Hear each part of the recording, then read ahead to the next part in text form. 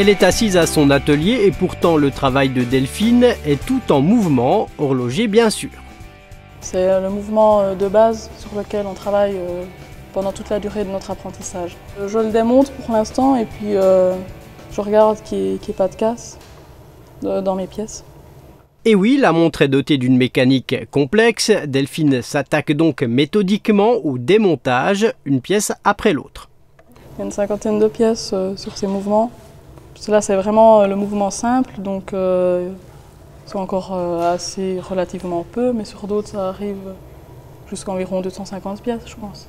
La jeune femme est apprentie horlogère dans le domaine du rhabillage au centre de formation Chopard à Fleurier. Elle s'occupe notamment du service après-vente. Donc tout ce qui a déjà été porté par le client et qui a eu de la casse dans la montre ou bien une révision. Et la pendulerie. Donc sur les plus gros mouvements, refaire des dents, refaire des roues, des trucs comme ça. Et puis savoir la lime, refaire des pièces de ce genre de mouvement aussi. La jeune femme a dû travailler dur pour en arriver là. La passion ne suffit pas. Il faut bosser les cours, il faut bosser la pratique. Il y a en tout à faire, donc tout n'est pas facile. Je pense comme un peu dans tout, quoi. Delphine en est convaincue, quand on veut, on peut. Du reste, ce leitmotiv, qui est aussi celui de son formateur, va lui servir pour sa dernière année à venir.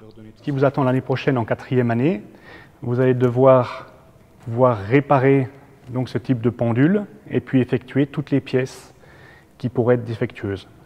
Et puis ensuite, bien sûr, régler tout ça, régler les différentes sonneries afin que ça fonctionne parfaitement.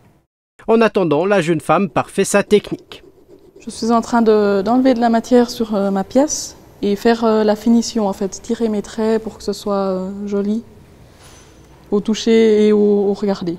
Dans les moments plus difficiles, Delphine a tenu bon grâce au soutien de son formateur, mais aussi de sa famille, notamment son grand-père, ancien chef d'atelier chez Tissot.